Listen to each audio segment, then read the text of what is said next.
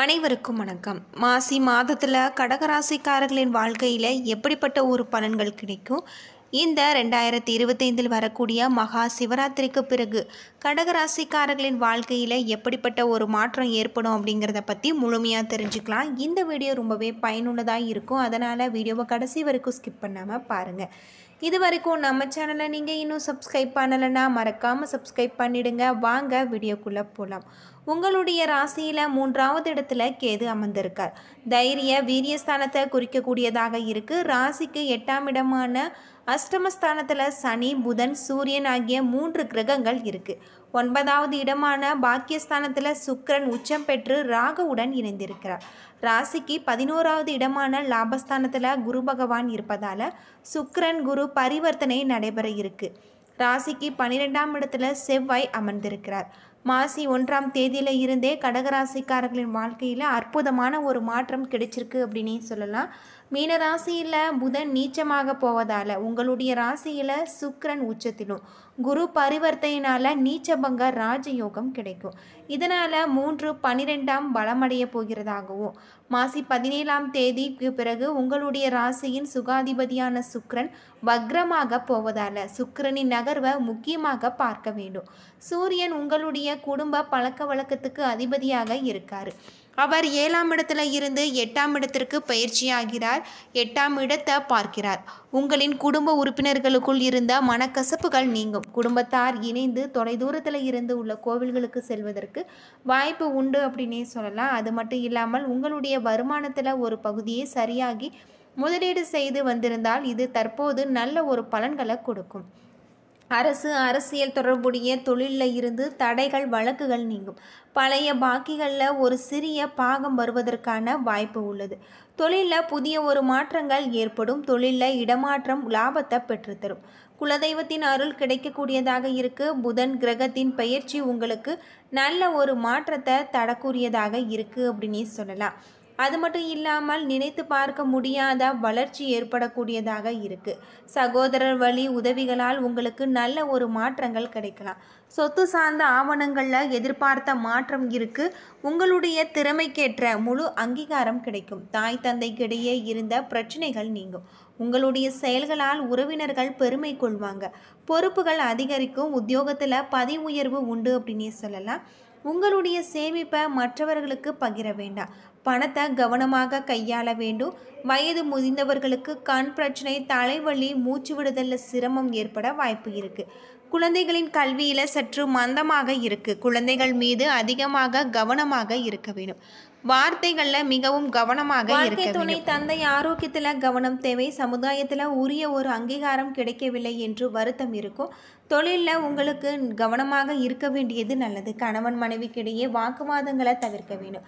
உத்தியோகம் தொழில் அலைச்சல் இருக்கும். வீண் விரயம் இருக்கும். மனக்குறைகள் நீங்கி உங்களுடைய பிறந்த நாளில் அருகில் இருக்கக்கூடிய கோவிலுக்கு சென்று வழிபாடு செய்து வருவது உங்களுக்கு ரொம்பவும் நல்லது அப்படின்னே சொல்லப்படுது. அடுத்து வரக்கூடிய நாட்கள் உங்களுக்கு அற்புதமான ஒரு பலன்கள் தரக்கூடியதாக இருக்குது அப்படின்னே சொல்லலாம்.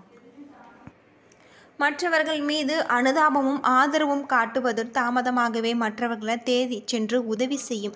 உங்களுக்கு இந்த காலகட்டம் மனதில் ஒருவித குழப்பம் ஏற்பட்டு படிப்படியாக அகலும். குடும்ப பொருளாதாரத்தை பொறுத்தவரை உங்களுடைய செலவுகள் கட்டுக்குள் இருக்கும்.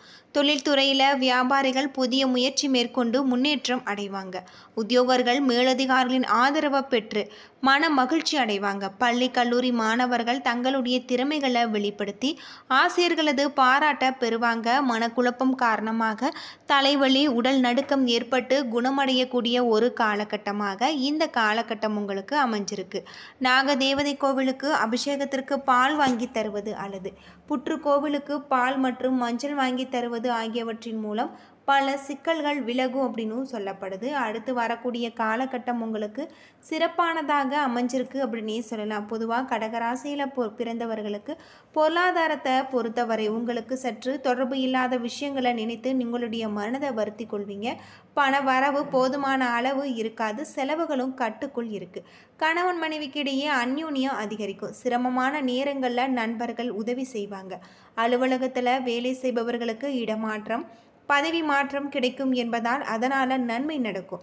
வியாபாரத்தில் பங்குதாரர்களுடன் இருந்த கருத்து வேறுபாடு நீங்கி இணக்கமான ஒரு சூழ்நிலை உருவாகலாம்.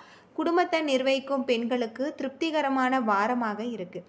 வேலைக்கு சென்று வரும் பெண்களுக்கு சற்று சோர்வு ஏற்படக்கூடியதாக இருக்குது. அது மட்டும் இல்லாமல் நீங்கள் வழிபட வேண்டிய தெய்வம் அப்படின்னு பார்த்தா சிவபெருமான்.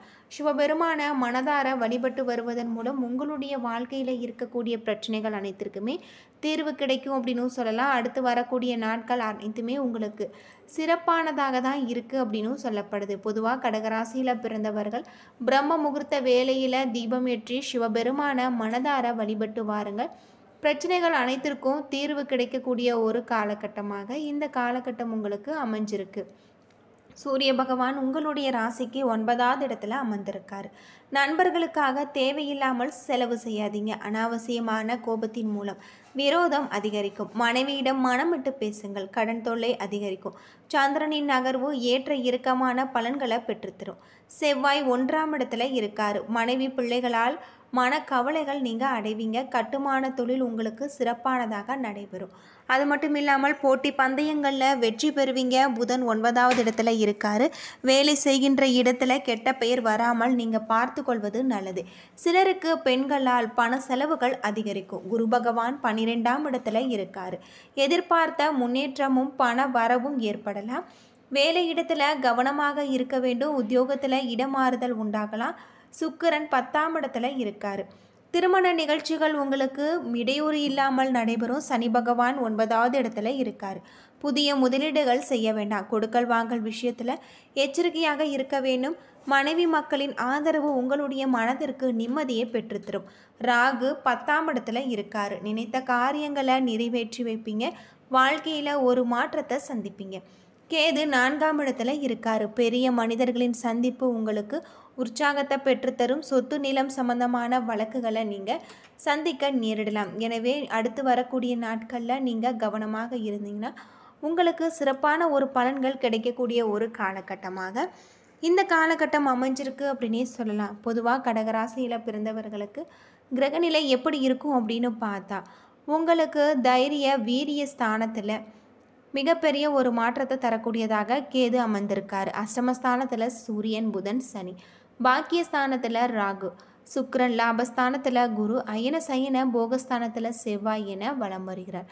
இந்த காலகட்டம் ராசியாதிபதி சந்திரன் உங்களுக்கு எதிர்ப்புகளை விளக்கும். நோய் நீங்கி உடல் ஆரோக்கியம் உண்டாகலாம். பண வரத்து எதிர்பார்த்தது போல இருக்குது. புதிய நண்பர்களின் நட்பு உங்களுக்கு கிடைக்கலாம். பாதியில் நின்ற காரியங்களை தொடர்ந்து செய்து முடிப்பீங்க. தீ எந்திரம் ஆகியவற்றை கையாளும் போது கவனமாக இருக்க வேணும். தொழில் வியாபாரத்தில் எதிர்பார்த்த லாபம் கிடைத்தாலுமே அதிகமாக உழைக்க வேண்டியிருக்கும். சரக்குகளை அனுப்பும்போது கவனமாக இருக்க வேண்டும். உத்தியோகத்தில் இருப்பவர்கள் கூடுதல் கவனத்துடன் செயலாற்றுவது நல்லது. குடும்பத்தில் சிறு சண்டைகள் உண்டாகலாம். கணவன் மனைவி ஒருவரை ஒருவர் அனுசரித்து செல்வது நல்லது. பிள்ளைகளுடன் அன்பாக நடந்து கொள்வது உங்களுக்கு நன்மையை பெற்றுத்தரக்கூடியதாக இருக்குது. பெண்களுக்கு மனதில் திடீர் குழப்பம் ஏற்பட்டு நீங்கும். சமையல் செய்யும் போது மின் சாதனங்கள் இயக்கும் போது நீங்கள் கவனமாக இருக்க வேண்டும். கலைத்துறையில் உங்களுக்கு தைரியம் அதிகரிக்கக்கூடியதாக இருக்குது. அது மட்டும் இல்லாமல் நீங்கள் நினைத்த காரியத்தை நல்ல முறையில் நடத்தி வைக்கக்கூடிய ஒரு காலகட்டமாக இந்த காலகட்டம் உங்களுக்கு அமைஞ்சிருக்கு. மாணவர்களுக்கு கல்வி பற்றிய மனக்கவலைகள் ஏற்பட்டு நீங்கும். பெற்றோர் ஆசிரியர் ஆலோசனைகள் கை கொடுக்கக்கூடியதாகவும் சொல்லப்பட்டிருக்கு. புனர்பூசம் நட்சத்திரத்தில் பிறந்தவர்களுக்கு இந்த வாரம் தொழிலில் உங்களுக்கு மிகப்பெரிய மாற்றம் ஏற்படும். கடன் பாக்கிகள் வசூலாகும். வியாபார தொடர்பான பயணங்கள் செல்ல வேண்டியிருக்கும். உத்தியோகத்தில் இருப்பவர்கள் மேற்கொள்ளும் கடுமையான பணிகள் கூட எளிமையாக நடந்து முடியும். பூசம் நட்சத்திரத்தில் பிறந்தவர்களுக்கு குடும்பத்தில் இருப்பவர்களின் நடவடிக்கை உங்களுக்கு டென்ஷன் ஏற்படுத்தலாம். கணவன் மனைவிக்கிடையே கருத்து வேற்றுமை ஏற்படலாம். பிள்ளைகளுடைய நலனில் நீங்கள் அக்கறை காட்டுவீங்க. உறவினர்களுடைய மத்தியில் உங்களுக்கு மதிப்பு கூடும். அது மட்டும் இல்லாமல் இந்த வாரம் எடுத்த காரியத்தை சாதகமாக செய்து முடிப்பீங்க. திடீர் மன தடுமாற்றம் உண்டாகலாம். பெரியோர் ஆலோசனை உங்களுக்கு கை கொடுக்கும்.